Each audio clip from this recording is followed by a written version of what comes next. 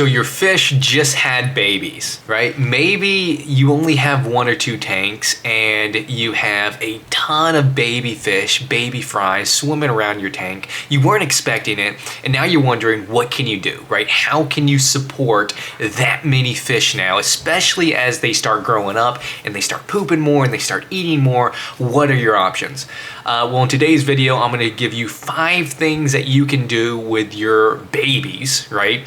How you can support them or how you can delegate them out to other people. 5 things that I personally tried, and I'm going to give you in-depth detail on how to go about doing this if you want to take action on any of these 5 things today. So let's go ahead and dive into it. Hey guys, welcome back to thedirtytank.com. My name is Andrew, and we talk all about fish keeping and aquascaping here. Today's topic is what happens if your fish has babies, and what do you do with them? What can you do with them? And let's go ahead and jump into thing number 1 you can do with your baby fish if you found yourself with a lot of baby fish. So the first thing you can do is sell to the fish store. Now there's 2 ways you can do this. You can either sell to the fish store or you can rehome to the fish store, meaning you give the fish for free to the fish store. And the first thing you gotta know is that most of your chain pet stores, like Petco, PetSmart, Pet Plus, they generally will not take in any fish from hobbyists, right? Some may, but most of your chain commercialized pet stores are not going to take your fish. And so I wouldn't even bother asking. Now, if that's all you have in your area, definitely give them a call and ask, say, hey, do you take in any fish from hobbyists? And if they say yes, then keep going. But generally, the fish stores that will take in your fish and that will pay you for them are gonna be the local mom and pop fish stores around you. And so the way I look at it is if you have 10 or more fish, you can ask for in-store credit or for them to buy it in cash. If you have less than 10, then I wouldn't even bother asking for money or store credit. Instead, if you need to get rid of them, if they're overcrowded in your tank, you can just simply rehome them. And now a conversation sounds like you look on Google Maps, you see what local fish stores are around you, you give them a call, and the way I start all my conversations, I pick up the phone after they answer. I go, hey, this is Andrew. I have 40 baby carbensis. They're about a ½ an inch big right now. I'm looking to sell them to you. Is that something you guys offer, right? And as simple as that. And they normally come back, well, let me check with the manager real quick. And I normally get put on hold. They go check in with the owner or the manager, and then they come back and they normally have a couple of the questions, you know, like how big are they or how old are they? And maybe if it's a more unique type of fish, you know, what is the scientific name? And so you gotta kind of have to know these things, which you probably do already if you've had the fish and it spawned in your tank. Now what typically happens is they'll say, normally what happens to me is, hey, I got 50 carbensis that I'm growing out. They're about a ½ an inch long and they're ready to be sold.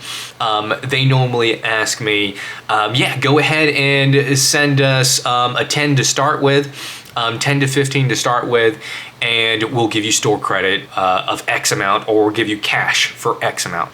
Now, normally, if you ask for store credit, you're gonna get a lot more than if you ask for cash.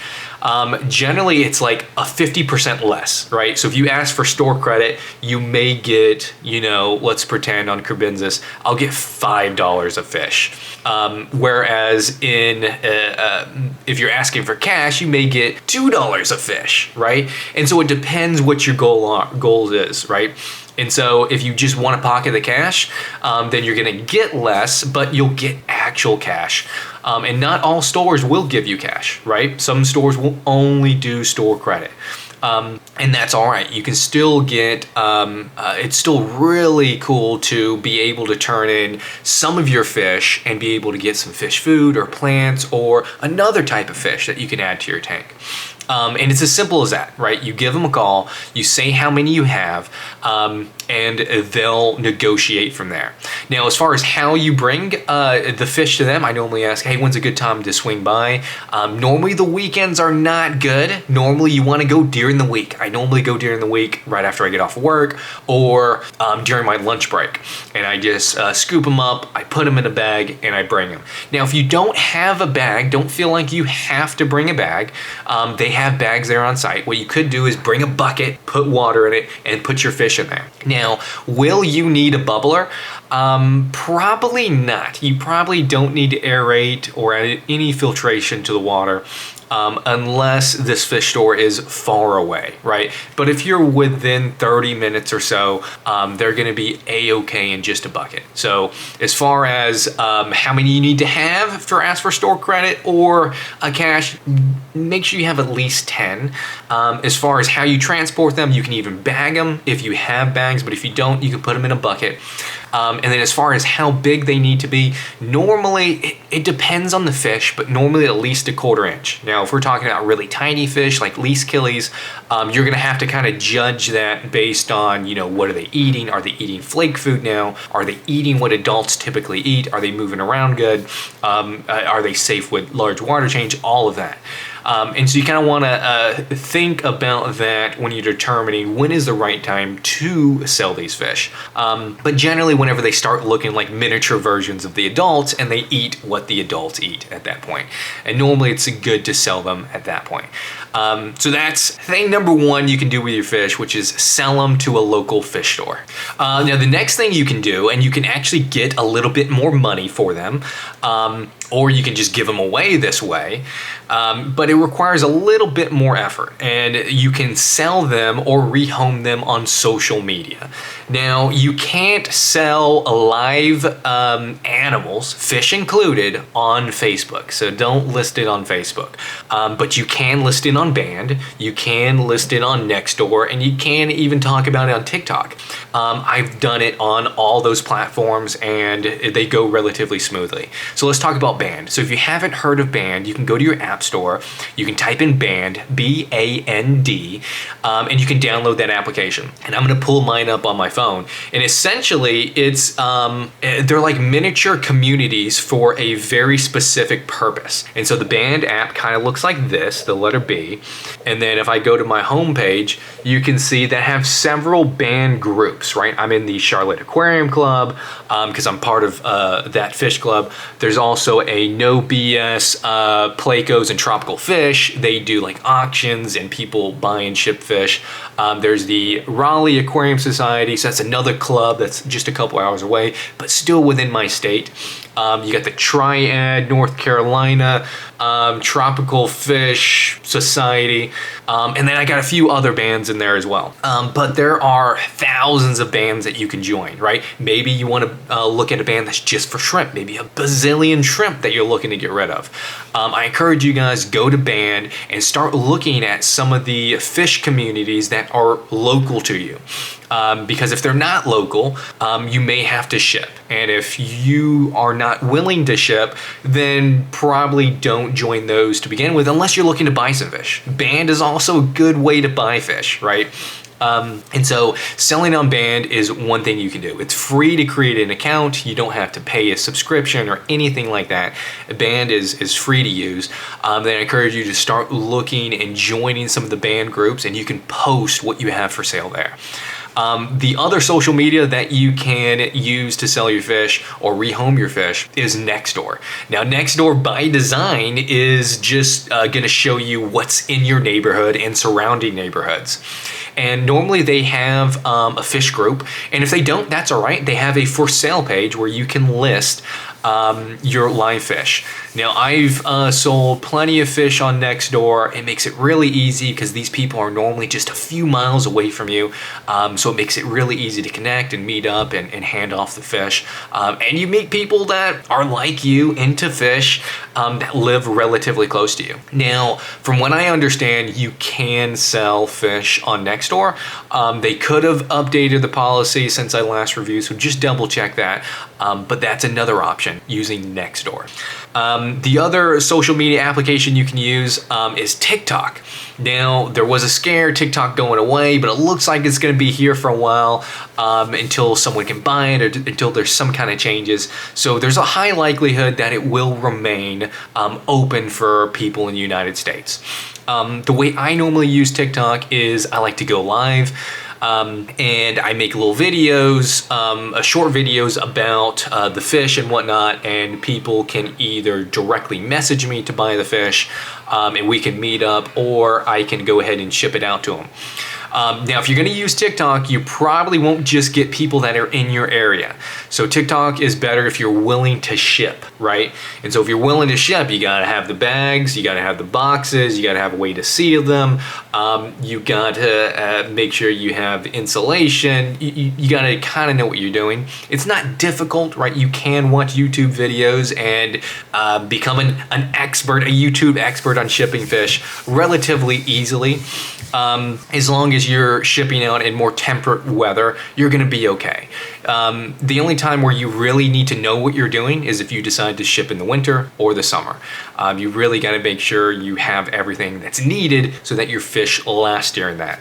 But if you want to give it a go shipping, I encourage you to watch a good bit of videos. I have some videos on how to ship and pack fish during the winter and summer, but you can use some of those same principles to ship them out during the spring and summertime when the weather's a little bit more tolerant. But for TikTok, in addition to just posting videos and people can message me, I also go live on occasion, and I will have a live auction where people can bid on the fish, and I show them exactly what fish they are bidding on. They can ask any questions, all of that. And while a lot of them are across the nation, you'll be surprised how many people are in your state, or just an hour away, or just 30, 45 minutes away. And so it makes it really easy to kind of sell or rehome these fish if you need to. So that's item number two. This thing number two that you can do on how to sell or rehome your fish if you find yourself in a scenario with too many. Let's jump into number three. So number three is you can sell them at your local fish club, right? So I'm a part of the Charlotte Aquarium Club because it's real close. I live in Charlotte, North Carolina. They meet once a month, and the way the club is structured from an agenda perspective is normally whenever you go, there's normally like a free 30-minute like social hour. Then they have a person that speaks on a subject, whether it's aquascaping or plants or fish breeding or ponds or whatever it happens to be. There's a specific talk normally. And then after that, there's an auction, right? Where anybody can bring fish, supplies, equipment, food, whatever it is, all fish related, to sell at the auction. And the way it goes is you bring your stuff, you bring it to the table once you arrive there, and you register all your items. To join the club that I'm in, it's $20 or $25 for the entire year, so one-time payment for the year. And then anytime you sell something, they normally take a cut, right? The club that I'm in, they take 20% and you keep 80%. So if you sell a fish or shrimp, whatever it happens to be, for $10, let's say, you're not getting $10. Instead, they'll keep 20%, which is $2, and you'll get $8, right? Which in most cases, you're still getting a lot more than you would if you sold them to a store, right? Because the store has to buy them lower so they can sell it for traditional retail and still make a profit. But selling to your local fish club is a great way to ream home some of your fish and make this hobby low cost or no cost because you do get a little money back in. Now, how do you bring your fish to the club to be sold? Now, the best way to do it is to get actual fish bags, right? You can go to Amazon and buy, $20 will get you 100 to 500 bags that you can use. Now, generally, what type of bag do you want to use? You want to make sure it's a bag for fish, right? And generally, the longer the bag, the better, right? And so you don't want to get one that's like this big unless you're putting a tiny fish in there. So you gotta know what kind of fish is gonna go in there, what size fish, and that will tell you how big. And generally you want a longer bag, and you want it filled about 25% with water and then the rest with air. And then all that air is gonna help make sure that your fish is able to breathe and function normally. There really isn't anything else required because normally you're just going to be there for a few hours and then the fish is going to go home and then get put into someone's tank.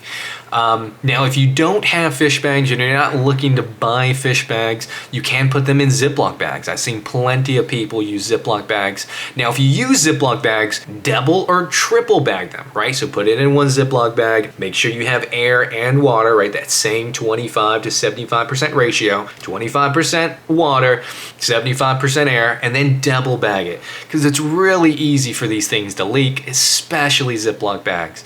Now, in addition to Ziploc bags, you can also use mason jars. You can use buckets, and you can just bring your bucket in and people can take a look at it.